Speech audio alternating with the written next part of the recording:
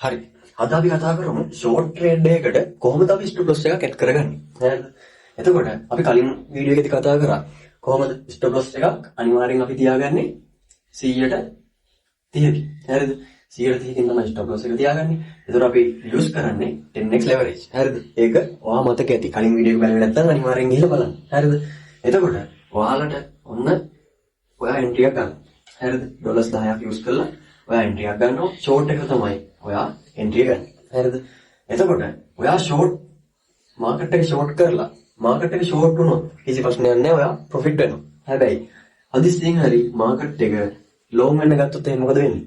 ඔන්න දැන් ඔයාගේ ලොස් එක ඔන්න එක යනවා. ඒ කියන්නේ ඔයාලා දාපු $10න් එක එක අඩු වෙනවා. හරිද? එතකොට මෙතන 9ක් වෙනවා, මෙතන 8ක් වෙනවා, මෙතන 7ක් වෙනවා. ඉතින් ওই විදිහට 6 5 4 3 2 1 බිඳුව යන තැනදී ඔයා ලික්විඩ් වෙලා යනවා. හරිද?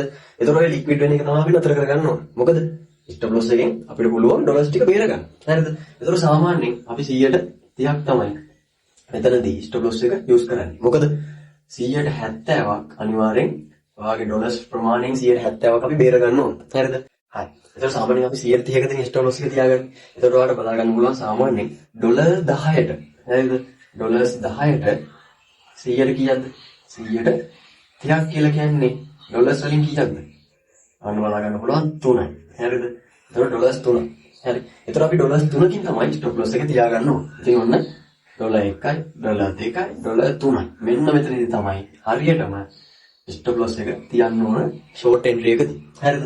එතකොට මේ ටික ලොස් වෙලා යනවා. කිසි ප්‍රශ්නයක් නැහැ. හැබැයි සම්පූර්ණව 170ක්ම මේ ප්‍රොෆිට් එක. එහෙම නැත්නම් මේ ඩොලර්ස් ටික, ඊටු ඩොලර්ස් 7 ඔයාගේ වොලට් එකට එනවා. මේ ඩොලර්ස් 3 විතරයි ලොස් වෙලා යනවා. කිසිම ගැටලුවක් නැහැ. මොකද ඩොලර්ස් 10ම අපිට නැති වෙන්නේ නැහැ. ඩොලර්ස් 3යි අපිට නැති වෙන්නේ. ඊළඟ ට්‍රේඩ් එකකින් අපිට පුළුවන් ඒක රිකවර් කරගන්න. කිසි ප්‍රශ්නයක් නැහැ. හරිද? ප්‍රොෆිට් උනොත් ඔයාලට ඔන්න කිසි ප්‍රශ්නයක් නැහැ.